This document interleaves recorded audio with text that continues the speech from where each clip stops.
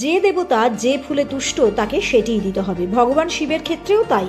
সারা জীবন কঠোর তপস্যা করেও সাধকেরা যা পান না, মাত্র একটা এই ফুল ভক্তি ভরে শিবলিঙ্গে দিলে তাই হয়। আর এ কথা রয়েছে পুরাণে। কি ফুল আর তা দিলে কি পুণ্য হবে তা জানতে হলে শেষ অবধি ভিডিওটি দেখুন। শিব পুজোয় কখনোই দেওয়া যাবে না কেতকী, চাপার মতো বেশিরভাগ রঙিন ফুল।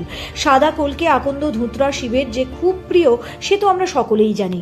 প্রচলিত আছে 1 বছর নিষ্ঠা ভরে একাদশীর ব্রত পালনে সমান ফল ভক্তি ভরে মাত্র একটি ধুতরা ফুল শিবলিঙ্গে দিলেই মেলে। কিন্তু শিবের সবচেয়ে প্রিয় ফুল কি জানেন? তা হলো বেল গাছের ফুল। ভুল করে এই ফুলকে সুগন্ধি বেল ফুলের সঙ্গে গুলিয়ে ফেলবেন না। আবারও বলছি, বেল গাছের ফুল। শুনলে অবাক হয়ে যাবেন যে সারা জীবন কঠোর তপস্যাতেও সাধকেরা যা পান না, মাত্র একটা বিল্ল পুষ্প ভক্তি ভরে শিবলিঙ্গে দিলে তাই হয়। পুরাণ কথা অনুযায়ী কেউ যদি সারা জীবনে মাত্র একটি বিল্ল পুষ্প শিবলিঙ্গে অর্পণ করতে পারেন, তবে মহাদেবের প্রীতির ফলে সেই ব্যক্তি দেহান্তে শিবলোক পান।